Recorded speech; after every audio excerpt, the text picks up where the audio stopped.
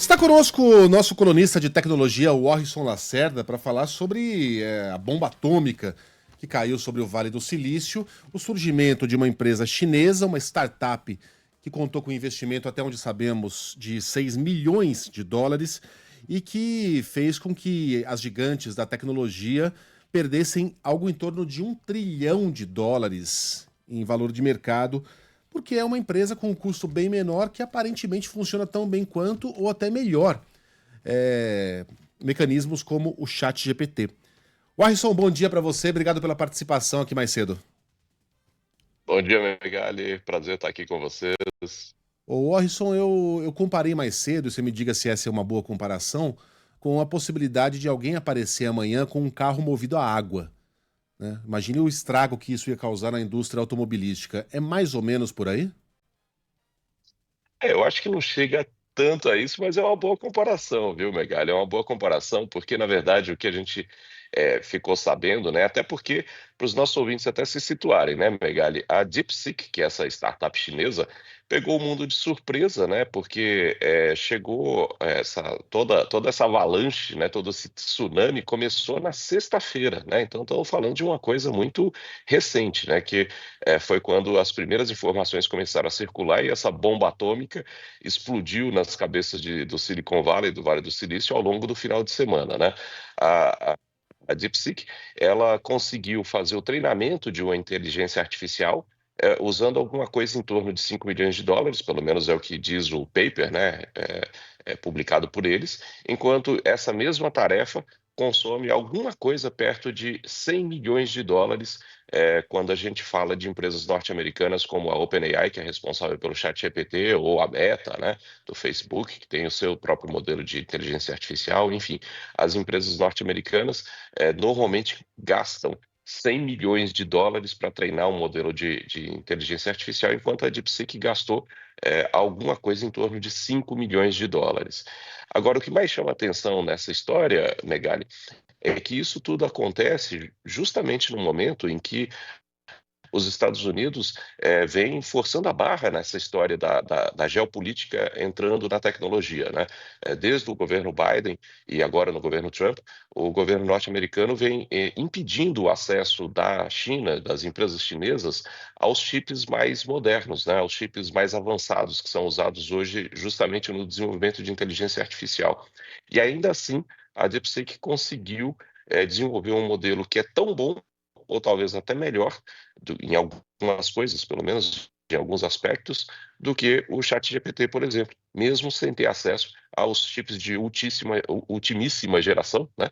Eles trabalham com chips um pouco mais antigos, aos quais as empresas chinesas ainda têm acesso. E ainda assim eles conseguiram esse desenvolvimento impressionante que está mudando de novo, né, a geopolítica da tecnologia e até a geopolítica do mundo mesmo, Megali.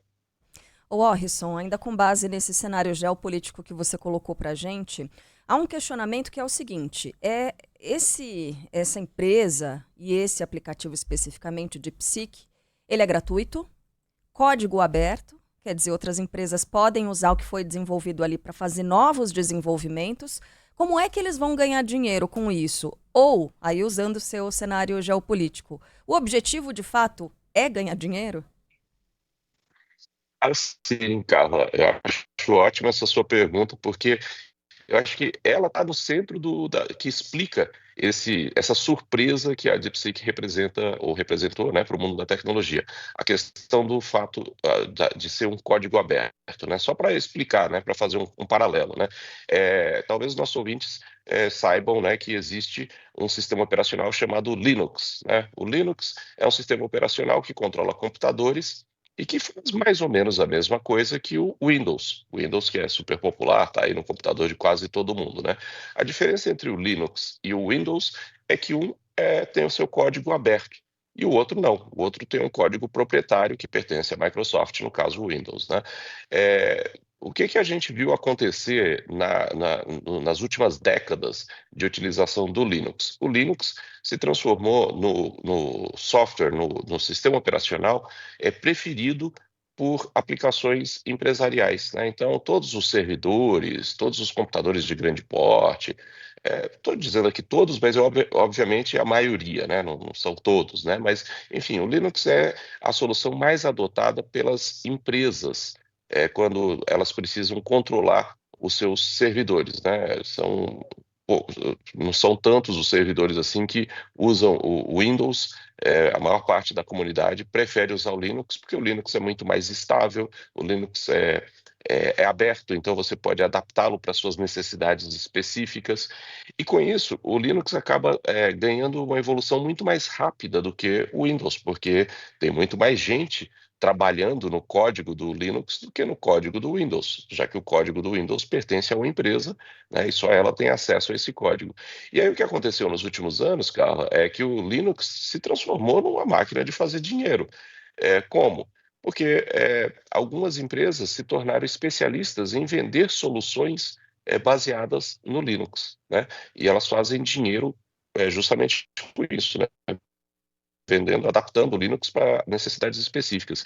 Então, no caso da DeepSeek, ela é gratuita, né, para o público em geral, por enquanto, mas certamente ela vai desenvolver aplicações específicas para atender determinados clientes corporativos, em que aí sim deve haver alguma cobrança, e aí ela deve se beneficiar justamente dessa velocidade que o código aberto proporciona para o desenvolvimento do software. Eu acho, viu, Carla, que essa história da DeepSeek é novamente uma vitória do software sobre o hardware, né? Porque o que muito se falava e muito se fala no Vale do Silício é que você precisa de muito poder computacional para poder desenvolver sistemas de inteligência artificial. O que a DeepSeek mostra é que se você muda um pouco o foco, em vez de focar tanto no hardware, você focar mais no software, você tem um resultado que é igual ou às vezes superior a essa abordagem que vinha acontecendo até agora e que certamente vai mudar depois dessa história da DeepSeek, Carla.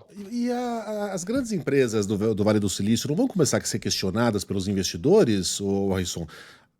Pega o exemplo aqui da OpenAI, por exemplo. Ela prevê 100 bilhões de dólares, 600 bilhões de reais em investimentos. Aí aparece lá um anãozinho, né, um Davizinho, com um estilingue, que custou 6 milhões e alcança resultados mais eficientes. Os investidores, entre eles o governo americano, não vão começar a fazer questionamentos sobre essa montanha de dinheiro investida? Certamente vão e já estão, né? Isso explica essa queda no valor de mercado, especialmente da Nvidia, mas também da Broadcom, que é outra empresa que produz chips. Isso explica essa queda no valor de mercado dessas empresas, né? O mercado investidor aí não tem a ver com tecnologia, tem a ver com finanças, né? Com negócios. O mercado de negócios começou a se questionar, né? Poxa, mas a gente está despejando esse monte de dinheiro nessas empresas e aí, de repente, aparece uma empresa que mostra que talvez haja um caminho muito mais eficiente para fazer a mesma coisa. Será que faz sentido? Será que a gente está na direção certa? Ou será que existe uma outra direção?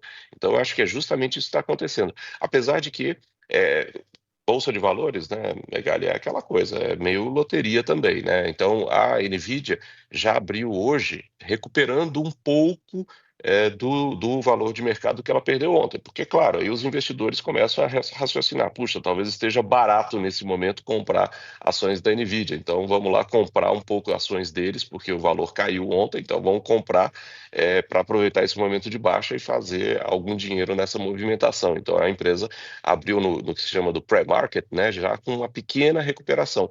Mas eu acho que a conclusão final, na verdade, eu acho que a gente tem duas conclusões dessa história, aí, falando de mercado financeiro. A primeira conclusão é: a gente não deve ver uma queda nos investimentos em inteligência artificial. Eu acho até que deve haver um crescimento até em função dessa história da DeepSeek, porque o Vale do Silício, o governo norte-americano, o mercado norte-americano não vai ficar para trás nessa história e vai ter que continuar investindo pesado, né? E quando a gente olha para a história de Linux e Windows, que eu citei agora há pouco, a gente vê que aconteceu justamente isso, né? A gente teve, quando você olha o investimento global, ele só aumentou a partir do momento em que o Linux começou a se tornar prevalente nas aplicações empresariais. Então, eu acho que a gente deve continuar a ter investimentos maciços, né, em inteligência artificial. Acho que esses volumes não vão cair, só que talvez eles sejam usados de uma outra maneira, de uma maneira um pouco mais inteligente, talvez, do que do que até agora estavam sendo feitos, né? Eu acho que a mudança é justamente essa questão. O software, de novo, falando mais alto do que o hardware, também nessa nova geração de inteligência artificial dada no poder computacional até agora. Warrison, a gente tem só mais 1 minuto, mas eu queria fazer a pergunta de um ouvinte com relação à proteção de dados.